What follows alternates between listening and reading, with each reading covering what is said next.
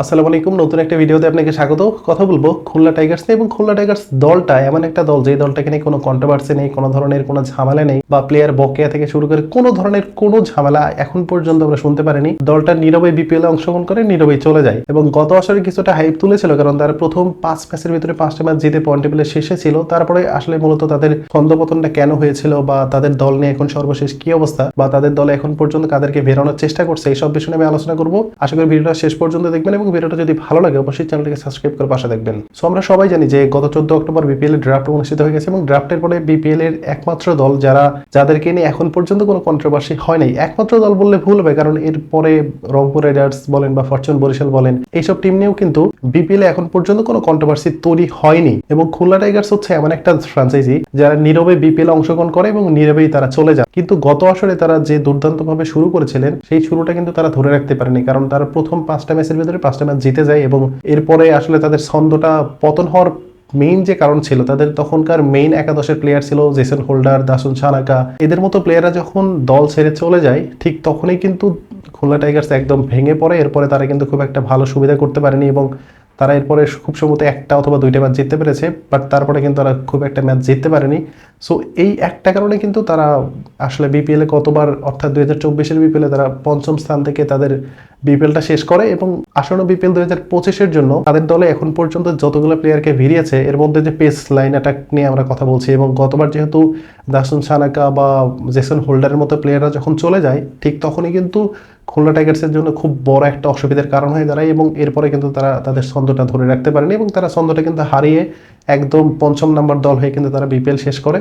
So এখন পর্যন্ত তাদের দলে যে পেস বোলারদেরকে এখন পর্যন্ত ফিরিয়েছে, তাদের মধ্যে সবার উপরে যে নামটা, সেটা হচ্ছে অশান থমাস, তাকে ডিরেক্ট সাইনিংয়ে দলে ফিরিয়েছে। এরপরে যে নামটা তারা ড্রাফট থেকে কিনেছে, মোহাম্মদ হাসনাইন বা লুইস গুইক্রি, যদিও তিনি অলরাউন্ডার, বাট তিনিও কিন্তু বল করতে পারবে এবং তারও কিন্তু হিউজ এক্সপিরিয়েন্স আছে। এবং এরপরে যে বলারটা, তিনি হচ্ছেন আবু হায়দার রনি, এবং বাংলাদেশের বিপিএল এর আবিষ্কার। একটা সময় তিনি কুমিল্লা ভিক্টোরিয়ান্সের সাথে এত দুর্দান্ত পারফরমেন্স করেছিলেন যে এরপরে কিন্তু মূলত তিনি লাইমলাইটে এসেছিলেন, এরপরে মাঝখানে তিনি হারিয়ে গিয়েছিলেন, বাট তিনি কিন্তু আবারও ব্যাক করেছেন। এবং গত আসরে তিনি রংপুর রাইডার্সের হয়ে দুর্দান্ত বল করেছেন, এবং তার ক্যারিয়ার সেরা বলিংটা কিন্তু গত আসরে তিনি করতে পেরেছেন। খুব সম্ভবত 16 রানে 5টা উইকেট তিনি নিতে পেরেছিলেন।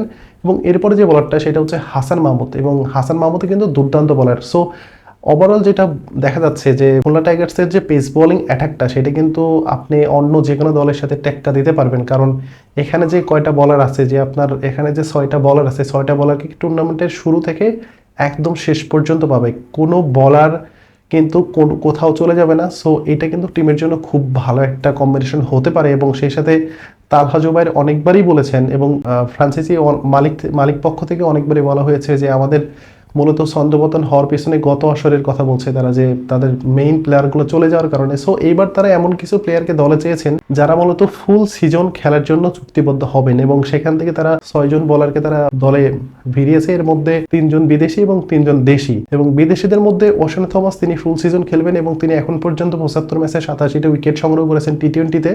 এবং গত আসরে তিনি খুলনা টাইগার্সের হয়েই খেলেছেন, বাট খুব একটা ম্যাচ খেলার সুযোগ পাননি। এবার আসলে কতটুকু ম্যাচ খেলার সুযোগ পাবে সেটা কিন্তু একটু দেখার বিষয়। এরপরে যদি বলি হাসনাইনের কথা, তিনি 114 ম্যাচে 135টা উইকেট সংগ্রহ করেছেন। এখন পর্যন্ত তার বিপিএল খেলা হয়নি। এখন তিনি বিপিএলে কতটুকু ভালো করবে সেটা কিন্তু একটা বড় প্রশ্ন, কারণ আমরা সবাই জানি যে পাকিস্তানের কন্ডিশন বা শ্রীলঙ্কার কন্ডিশন বা ইন্ডিয়ার কন্ডিশন বা বাংলাদেশের কন্ডিশন তথা সাবকন্টিনেন্টের যে একটা কন্ডিশন, সেটা কিন্তু খুব বেশি পরিবর্তন না, প্রায় সিমিলার। এবং আমরা অতীতেও দেখেছি যে পাকিস্তানের পেস বোলাররা বাংলাদেশে এসে অনেক ভালো ফলাফল করে যায়। সো হাসনাইনকে নিয়ে খুলনা টাইগার্সের যে সমর্থক যারা আছে বা যারা ফ্যান আছে, তারা কিন্তু একটা স্বপ্ন দেখতেই পারে। এবং তিনিও কিন্তু পাকিস্তান ন্যাশনাল টিমের নিয়মিত একজন সদস্য। সো তাকে যদি ফুল সিজনের জন্য পায় খুলনা টাইগার্স, সেটাও কিন্তু অনেক ভালো একটা ব্যাপার সেবার হবে। এরপরে যদি লুইস গুইগ্রির কথা বলি, তাহলে লুইস গুইগ্রির বিষয়টা হচ্ছে এরকম যে তিনি মূলত ব্যাটিং অলরাউন্ডার, বাট মাঝে তিনি বলও করতে পারেন, এবং তার বলগুলো মূলত মিডল ওভারে খুব ভালো কার্যকর হবে। সো হিউজ এক্সপিরিয়েন্স, অনেকগুলো ম্যাচ খেলেছে তিনি, বিগ ব্যাশ বলেন, ক্যারিবিয়ান প্রিমিয়ার লিগ বলেন, বা পিএসএল বলেন, বা এলপিএল বলেন, মোটামুটি অলরাইট যতগুলো দেশে টি20 ফ্রাঞ্চাইজি লিগ হয় সবগুলো লিগেই তিনি খেলে গেছেন। এর আগেও তিনি 2016-17 মৌসুমে খুলনার ভিন্ন একটা ফ্রাঞ্চাইজিতে তিনি বিপিএল খেলে গেছেন। সো অনেক বছর পরে তিনি বিপিএল ব্যাক করছেন, এবং তাকে ফুল সিজনের জন্য পাচ্ছে খুলনা টাইগার্স। এটা কিন্তু দুর্দান্ত একটা ব্যাপার। তার থেকে যেমন ব্যাটিংয়ের সার্ভিসটাও পাবে, সেই সাথে তিনি বল হাতেও কিন্তু দুর্দান্ত বল করতে পারবে যদি মিডল ওভারে তাকে ওইভাবে ইউজ করতে পারে।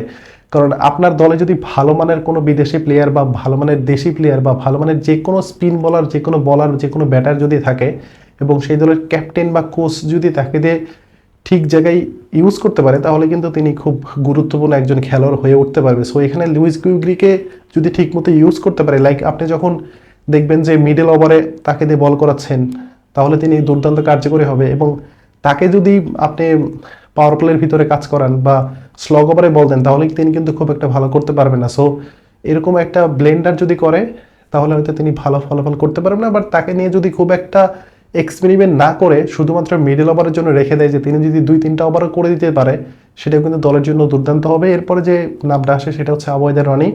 এখন পর্যন্ত তিনি 93টা টি-20 ম্যাচ খেলেছেন, এর মধ্যে 77টা উইকেট সংগ্রহ করেছেন এবং তিনি মূলত কুমিল্লা ভিক্টোরিয়ান্সের হয়ে প্রথম আসরটা শুরু করেন তার নিজের ক্যারিয়ারের বিপিএল খেলাটা, এবং সেখানে তিনি দুর্দান্ত পারফরমেন্স করেন। এরপরে তিনি ন্যাশনাল টিমেও আসেন, বাট মাঝখানে কিন্তু তিনি হারিয়ে গিয়েছিলেন এবং মাঝখানে আবার তিনি ব্যাকও করেছেন এবং গত আসরে তিনি রংপুর রাইডার্সের হয়ে খেলেছেন এবং তার ক্যারিয়ার বেস্ট 5 উইকেট শিকার, সেটাও কিন্তু গত আসরে হয়েছে 5 উইকেট অথবা 6 উইকেট হতে পারে, আমার সঠিক মনে নাই। আপনারা যারা জানেন সেটা কিন্তু আমাকে চাইলে কমেন্ট বক্সে কমেন্ট করতে পারেন। সো তাকে নিয়েও কিন্তু খুলনা টাইগার্স ভালো একটা পরিকল্পনা করতে পারে, যেহেতু লেফট হ্যান্ডি পেস বলার, এবং আমরা সবাই জানি যে টি-20 এমন একটা ফরম্যাট যেখানে লেফট হ্যান্ডি পেস বলারদের কিন্তু গুরুত্ব অনেক বেশি, এবং প্রায় আপনি বিশ্বের যতগুলো সাকসেসফুল টিম দেখবেন সবগুলো দলের তাদের মেইন বলারটা লেফট হ্যান্ডি পেস বলাররাই হয়ে থাকে। সো আমাদের অনেক জন্য দুর্দান্ত একটা সুযোগ এবং সেই সাথে খুলনা টাইগার্সের জন্য দুর্দান্ত একটা সুযোগ। এরপরে যে নামটা আসবে সেটা হচ্ছে হাসান মাহমুদ, এবং রিসেন্টলি হাসান মাহমুদ বাংলাদেশের টপ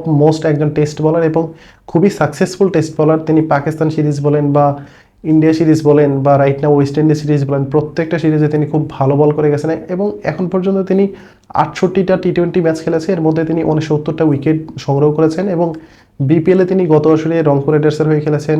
সো এরকম একটা এক্সপিরিয়েন্স সম্পন্ন বলারকে কিন্তু খুলনা টাইগার্স যদি খুব ভালোভাবে কাজে লাগাতে পারে, সেটাও কিন্তু খুলনার জন্য অনেক ভালো একটা ব্যাপার হবে। এবং নতুন করে কোনো প্লেয়ারকে এখন পর্যন্ত খুলনা টাইগার্স দলে ফেরানোর জন্য যে একটা আপডেট পাওয়া বা কোনো থ্রুতে আমরা জানতে পারি, সেটা কিন্তু এখন পর্যন্ত আমরা জানতে পারিনি। তবে কিছু কিছু মাধ্যমে আমরা শুনতে পাচ্ছি যে তারা মোহাম্মদ আমিরের সাথে কথা বলছে, যদিও মোহাম্মদ আমির হয়তো ফুল সিজন খেলতে পারবে না, বাট তাকে যদি হ্যান্ডসাম একটা অ্যামাউন্ট অফার করা হয়, তাহলে হয়তো তিনি খুলনা টাইগার্সের হয়ে খেলতে পারে। সেই সাথে ইমাদ ওয়াসিমের সাথেও তারা কথা বলছে, যদিও এটা এখন পর্যন্ত সঠিক কোনো সোর্স থেকে পাওয়া না, শুধুমাত্র কিছু কিছু মাধ্যমে আমরা শুনতে পেরেছি। দ্যাটস আমরা জোর দিয়ে কোনো কিছু বলতে পারছি না। সো আপনাদের মতে এই পেস লাইন অ্যাটাক দিয়ে কতটুকু ভালো করতে পারবে খুলনা টাইগার্স, সেটা কিন্তু আপনি চাইলে কমেন্ট বক্সে জানাতে পারেন। ধন্যবাদ সবাইকে, আসসালামু আলাইকুম।